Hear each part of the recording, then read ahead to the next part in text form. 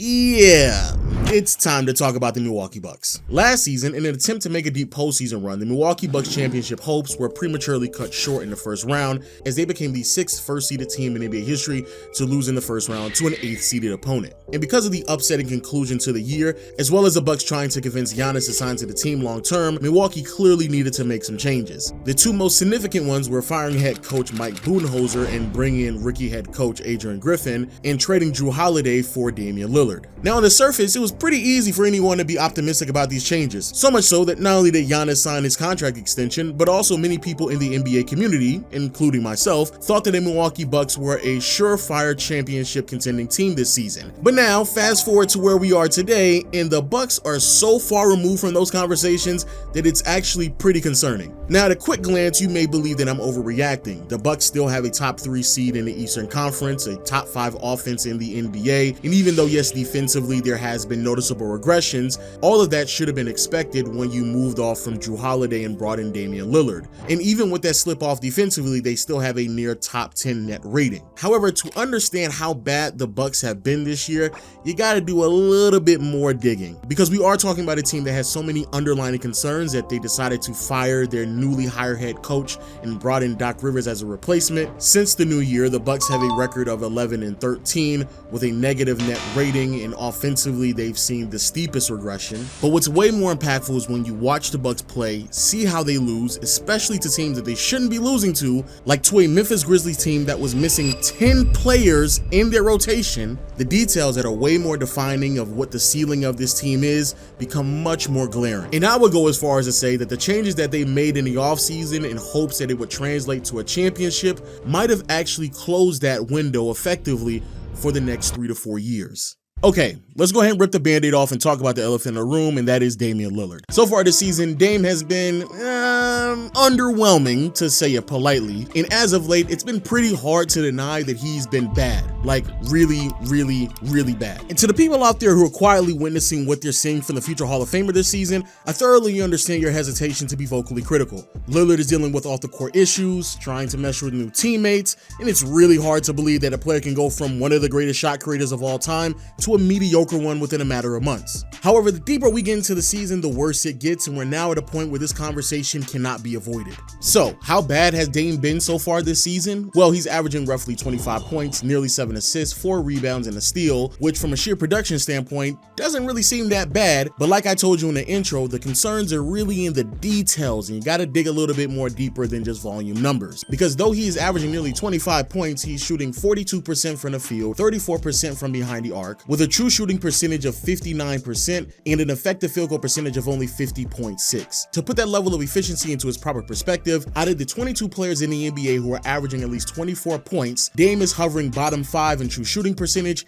and has the worst effective field goal percentage amongst these volume scores, which is certainly strange because in the last 2 full healthy years for Dame, he was performing at all-time highs when it comes to his scoring ability. And what makes it even harder to believe is that the thing that Dame has excelled in throughout his entire career is what he is struggling with the most so far this season, and that is his three-point shot. Outside of 2022 when he was injured, Dame is shooting a career low from behind the arc at 34.1%. On his pull-up three-pointers, he's only converting them at 34% as well, which is a 3% difference from what we were seeing from him just last season. And the most noticeable difference is catch and shoot three-pointers, where Dame is only converting them at 32.7%. This is not only the worst mark in Dame's career, but also objectively speaking, the player that just won the three-point contest has been one of the worst catch and shoot three-point shooters in the NBA. And like I told you earlier in the video, these numbers continue to get worse, so much so that I just cannot ignore them. Because since New Year's, Dame is only averaging 23 points, the assists and rebounds are fairly the same, but he's shooting 40% from the field,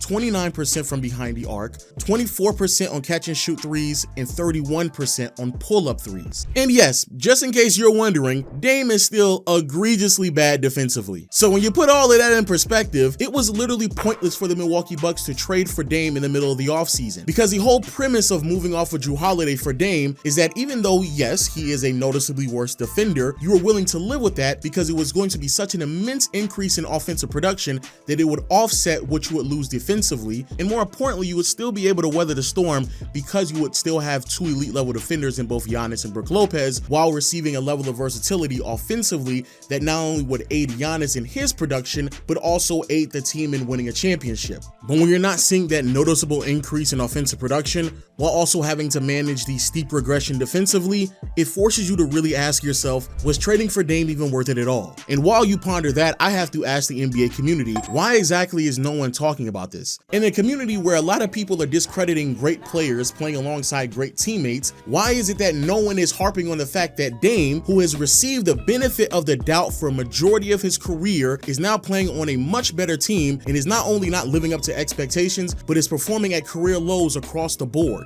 Be very mindful that most of the people who are watching this video truly believed less than 12 months ago that Dame, if in a very similar situation, could be doing the exact same thing that Curry has been doing for his entire career. And here we are now where Dame is finally on a championship team, not even the best player on the roster, and he is far removed from Curry level. Now, please do not mistake me. I am not trying to overlook all of the variables that could be in play that is giving us this result with Dame. But we are way too deep into the season for us to continue to ignore the fact that part of the reason why the Bucks have been underwhelming has to do with Damian Lillard. Well, that as well as really bad coaching, because now we have to talk about Adrian Griffin and Doc Rivers. Okay, the coaching situation out in Milwaukee is a massive conundrum, and I really don't understand how we even got here. This is a franchise that is working on their third head coach within a 12-month span, and each coach that is replacing the last one is providing worse results. Now, you may be asking yourself, why would you even fire Mike Budenholzer or even Adrian Griffin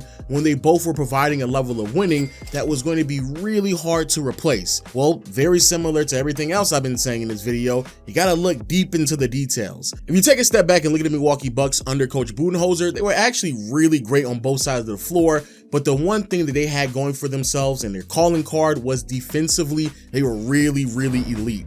Outside of one season, they were consistently in the top 10, and the only reason why they slipped out of the top 10 in 2022 is because Brook Lopez had missed majority of the year. So it was definitely concerning when this season rolled around, and yes, the Bucks were still a really good offensive unit under Adrian Griffin, but defensively, they had slipped tremendously. Now, of course, many people are going to highlight the fact that this was bound to happen when you replaced Jrue Holiday with Damian Lillard, who was a significantly worse defender. And trust me when I say, you're definitely right. There's going to be a slippage in defensive production, without a doubt. However, I do want to highlight a few more concerns with this team defensively.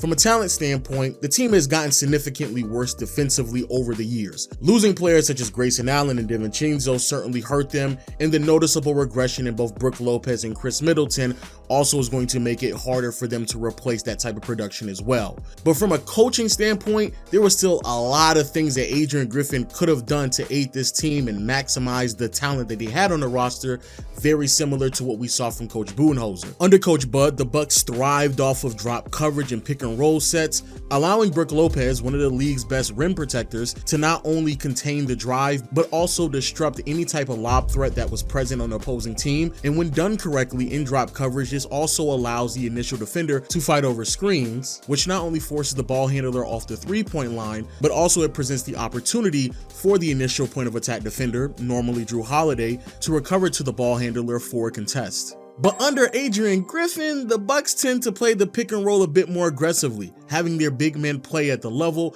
which not only takes away a lot of the rim protection, but more importantly, this tends to result in the big men switching on the ball handler. And for a team that plays heavy minutes to Brook Lopez and Bobby Portis at the 5, that's not conducive to their playing style whatsoever. Under Coach Budenholzer, the Bucks were very strategic on how they decided to send help. Most of the time they opted in not to do so, but when they did, most of the time that responsibility was given to Giannis, as he would roam off of the weakest offensive player on the opposing team, giving weak side help at the basket, while still having the athleticism to close out on his initial assignment. Under Adrian Griffin, the way that the Bucks were sending help, honestly, it just didn't make any sense whatsoever. The amount of time I've seen this team help one pass away off of a quality three-point shooter, or have players roam around in areas when there's already backline help, it sincerely gave signs of a team that was not properly defensively coached. So firing him in the middle of his first season as a head coach may have came across as premature, but honestly, when you look at what the Bucks were doing, it makes a lot lot of sense. And in terms of moving on from Mike Budenholzer in the summer, there was definitely some credibility there as well, because even though yes, defensively this team had been sound throughout his entire tenure, there were still a lot of questions and concerns about his lack of adjustments. So yes, both Budenholzer and Griffin may have yielded